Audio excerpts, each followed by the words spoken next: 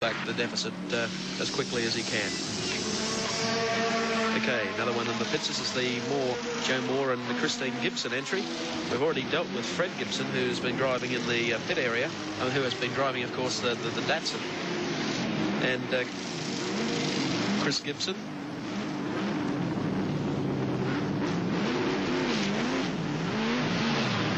And out goes that car. Quite an interesting combination. One of the fastest young ladies in motorsport. She prefers not to talk so much about her deeds in motorsport, but to get out there and drive. So Chris Gibson and Joe Moore in the Tavern entry continue with the race. Back into competition again.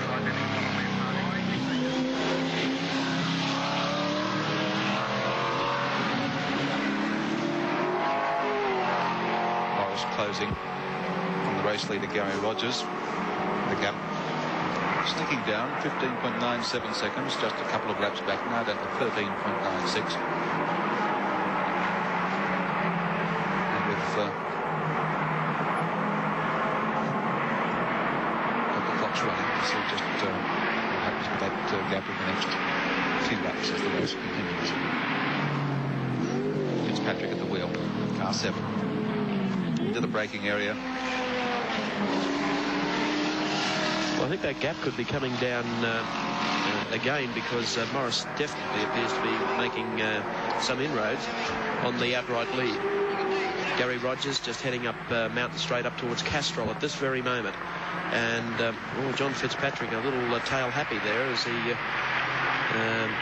got through Hell Corner and heads up in the direction of the race leader. So they're not separated by too much at all. Gary Rogers in the Commodore and Bob Morris in second. Tailing Fitzpatrick up the mountain with about 100 metres astern of him is 0.5. Peter Brock, but of course Brock about 9 laps down on the leader situation. Okay, let's go to the pit area, Evan Green, and hopefully we might even have a little chat with Chris Gibson. In the pits after a very hot pit on the wheel, Christine Gibson. How's it out there, Christine? Oh, it's fine. I enjoyed the drive for the first time all weekend. The car's going just as well as it started, I'm sure. It's not a problem with it. I shouldn't be saying these sort of things. Now, you were telling me before the race that your car, which is Falcon number 20, had a problem in that it didn't have enough tyres, or certainly not the right tyres. What have you done to overcome that? Well, we've begged, borrowed and stole a couple. We've got enough to get us through using a couple of worn rear ones, which we hope will get us through to the end of the race. We're pretty right. We think actually the tyre wear is very low today, even though it's fairly warm, but it's the tyres are pretty good. They're not wearing. You've been running in Bathurst since, what, 1968. Can you remember a race where so many of the leaders were going out? No, it was unbelievable this morning. In most years, at least 3 or 4 of the first 5 are still there at the end, And this year, I can't believe that they were swapping around so much. And it was such a hard race. I mean, that first 10 laps was just a sprint. Christine, you have 2 young daughters. Where are they today? They're watching Mum. They should be at home waving on the television. I was supposed to wave and say hello, you see. How old are they? They're 6 and 4. Well, you give a message, and when you finish, it's back to Mike Raymond. Hello, darlings, and I'll be home first thing in the morning. Thank you very much, Chris. The young lady of motorsport and young mother of motorsport too, and she's done a tremendous job.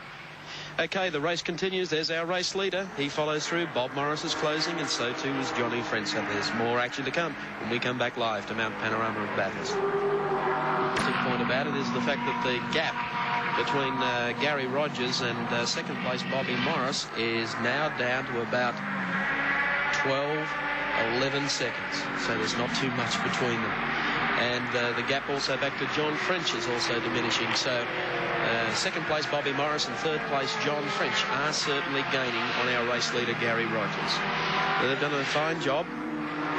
One of the best turned out Commodores here at Bathurst, running very, very smoothly indeed. Not being overdriven, conservatively driven by Gary Rogers and Clive Benson-Brown.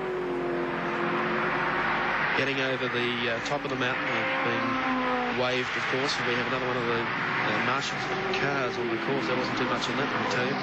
Swinging over the top of the mountain. And I think that at this stage, Gary would be well aware. Looks like Albert Sims Scrap Metal Yard and the collectors at the top of the mountain. Okay, Gary Rogers swinging down through the S's. Fans up there, particularly the Ford fans, warming to the idea of two Fords coming up to challenge the Commodore. In the lap leader contest, of course, that are sponsored by Coca-Cola bottlers, Ingersoll Rand, the Dick Johnson-John French combination have already picked up $2,800. The Bartlett Forbes combination, $850, and Rogers and Benson Brown, $350. Peter Brock, of course, with $100.